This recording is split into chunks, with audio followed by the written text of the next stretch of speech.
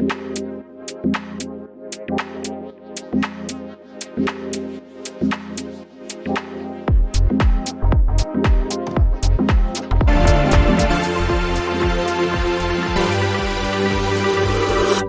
on se retrouve aujourd'hui pour parler de ton expérience à Cage, des opportunités que tu as pu avoir, ce que tu en as retenu et surtout parler de ton projet professionnel qui n'est pas une trajectoire rectiligne, je dirais.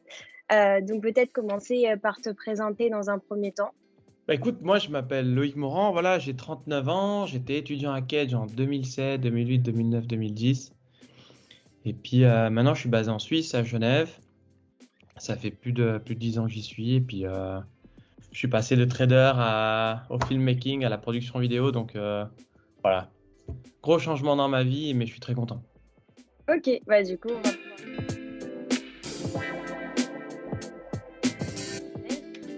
donc d'abord, est-ce que tu pourrais nous dire comment tu es rentré à Cage, si éventuellement tu as passé des concours ou lesquels? Alors à l'époque, ouais, j'étais rentré en PMF troisième année. J'étais en BTS à Marseille. Mhm. Et puis j'ai intégré ça en PMF 3. J'avais jamais fait de finance et j'étais propulsé dans les cours de Laurent Astachi en finance. Et je t'avoue que les deux premiers mois, c'était chaud. Ouais. Dans C'était quel chaud. sens? Ah, c'était chaud parce qu'il te parle de la Fed, des taux d'intérêt, alors que Ah. j'avais jamais fait ça en BTS. Donc tu es là, tu te dis waouh, waouh, waouh. Donc c'était assez sport, je me souviens. Et du coup, c'était quoi comme BTS que tu as fait? À l'époque, ça s'appelait négociation et relations clients. D'accord, ok. Donc, NRC. pas trop non plus éloigné, je pense, du management et du monde des écoles de commerce, non? Mhm, D'accord, tout à fait. ok. Donc, pourquoi tu as choisi d'aller à Cage, du coup? Bah, en fait, à l'époque, quand j'avais passé mon examen, c'est le baccalauréat en comptabilité. Et puis, un des copains, en fait, à ce moment-là, était parti, lui, direct après le bac, était parti à Cage. Il était parti en finance PMF1. Et il était en stage actuellement à New York. Et je recroise un vieux copain. Et je dis, hey, t'as des nouvelles de celui-là et tout. Il me dit, ouais, maintenant, il est parti en finance. Il est en stage à New York et tout. Je dis, non. Direct, des étoiles plein les yeux. Je me suis dit, ah, mais c'est super! Vas-y, je veux faire ça moi aussi. Et du coup, il m'a expliqué quelle école il avait fait. Et c'est là, je dis, ah, Cage, eh ben, c'est super, bonne idée, je vais m'inscrire. Et du coup, D'accord, tac, ok. ligne droite. Et donc, au niveau de ton parcours, tu as fait ta L3, puis ton master à Cage. C'est ça, après j'ai enchaîné PMF3, master ça s'appelait, je crois, ingénierie ou management organisationnel en finance. Mhm. Ensuite, il fallait chercher un stage en 2009. Et comme c'est la crise des subprimes, impossible de trouver un stage. Mais impossible. Du coup, je suis parti en Australie 3 mois apprendre l'anglais. Et en fait, D'accord, finalement, je suis resté là-bas parce que j'ai eu une opportunité d'être étudiant ambassadeur pour la ville de Brisbane. Du coup, je suis resté 1 an en fait. J'ai d'accord. continué jusqu'à moins M2, ouais. Et c'était comme une césure, en fait, cette année-là? Exactement, ouais, tout à fait. J'en ai profité pour faire une césure, ce qui a été très positif du reste parce que je dirais, ça a amené beaucoup de points positifs à mon CV pour pouvoir chercher un boulot par la suite.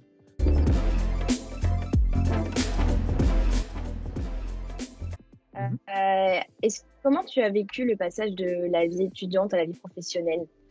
Bah écoute, je te dirais, ça s'est fait relativement facilement. Hein. J'étais, Ouais. ouais, non, bah, ça s'est bien goupillé, je pense, par rapport à cette césure que j'ai fait en Australie où pendant 9 mois j'ai bossé avec Brisbane Marketing. Donc là, si tu veux, t'es déjà, même si c'est pas de la finance, t'es déjà un peu projeté Mhm. dans le milieu professionnel.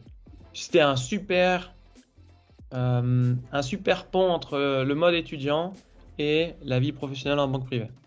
D'accord, ouais, donc tu avais commencé déjà à avoir quelques responsabilités. Donc, comment, du coup, pendant tes études, t'imaginais ta carrière professionnelle?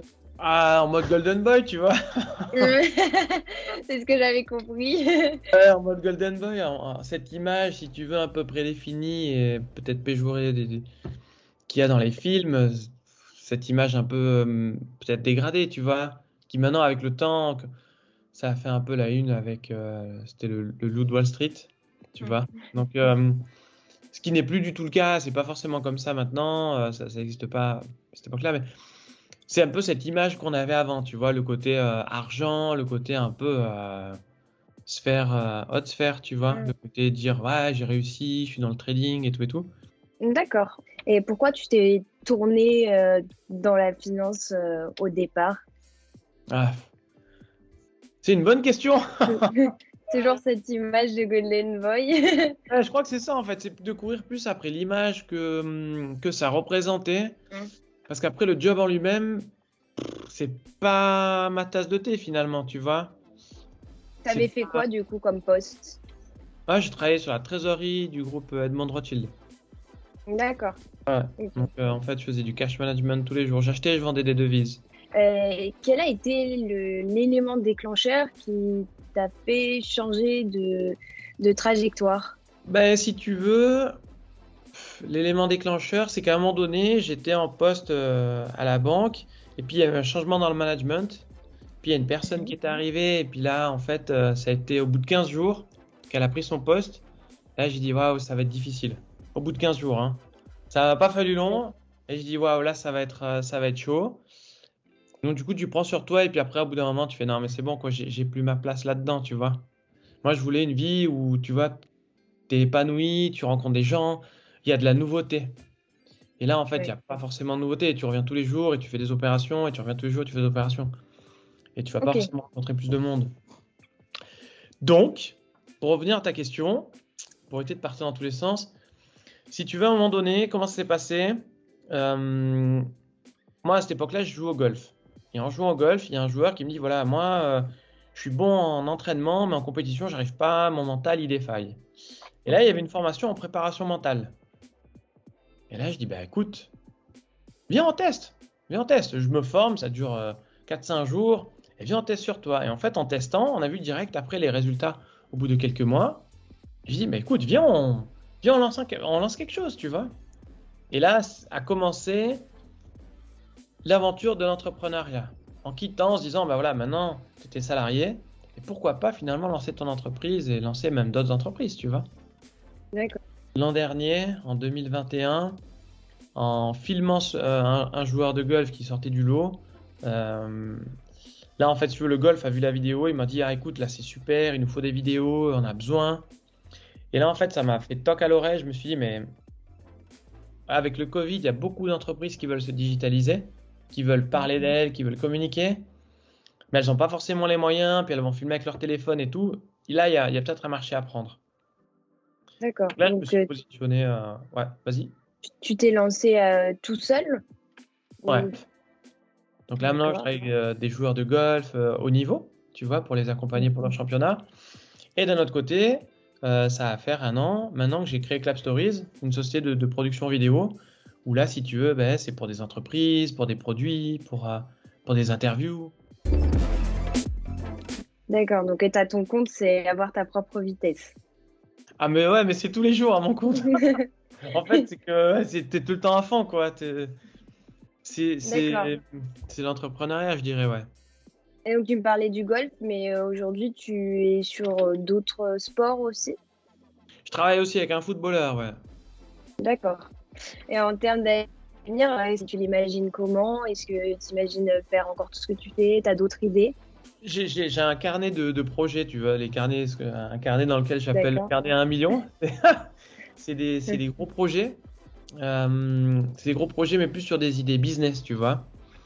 Mais c'est tellement gros que tout seul, je pourrais pas le faire. Donc là, il faut carrément une structure, des consultants. Enfin, c'est fat.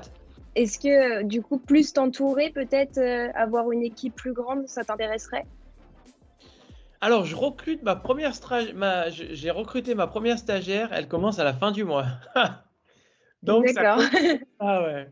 Ça commence comme ça, effectivement. Donc, pour l'instant, j'y vais petit à petit. Mais ouais, je laisse un peu, j'observe un peu comment ça évolue, tu vois. Je cherche pas à mettre la Oui, charrue avant les bœufs. Allez, volume, volume, volume. oui. Parce que du coup, tu as créé quand l'entreprise? C'est assez récent, c'était un week-end ou 2 ans, non? Alors, pour le golf, c'était, ouais, j'ai commencé il y a 2 ans. Et là, pour la vidéo, c'était en octobre. Ouais. J'ai D'accord, rencontré ouais. pour le Donc, commerce en octobre, ouais. et du coup, peut-être une dernière question. Est-ce que tu aurais un conseil à donner aux cadgers qui pourraient être un peu perdus sur leur orientation actuellement? Moi, je dirais qu'ils se concentrent sur leur passion, sur ce qui les passionne le Mhm. plus, tu vois. Parce que faire un job, pour un aspect financier, je l'ai fait. Et finalement, tu t'entoures de matériel, hein. Oui, la maison, la voiture, les circuits, moto, compagnie. Mais finalement, tu es quand même 40 à 50 heures au travail par semaine. Et si c'est pas la folie, bah c'est long, tu vois. Les journées sont longues. Alors que là, tu vois, dans la vidéo et dans la prépa mentale, c'est que du bonheur. Tu comptes pas tes heures, mais t'as pas l'impression de travailler. Tu vois? Tu Ouais. rencontres les gens, tu produis, tu filmes. Ah, c'est super, quoi. Ok, d'accord. Ok, bon bah c'était tout pour la dernière question.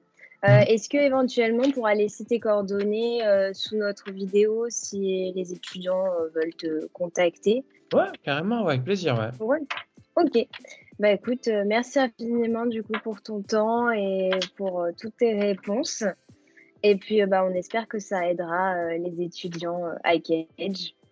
Ouais, mais s'ils ont besoin, bah, ils m'appellent, hein. On fait un call conférence vite fait, tac tac. Je peux les aider, ouais. Ok. Bon alors du coup.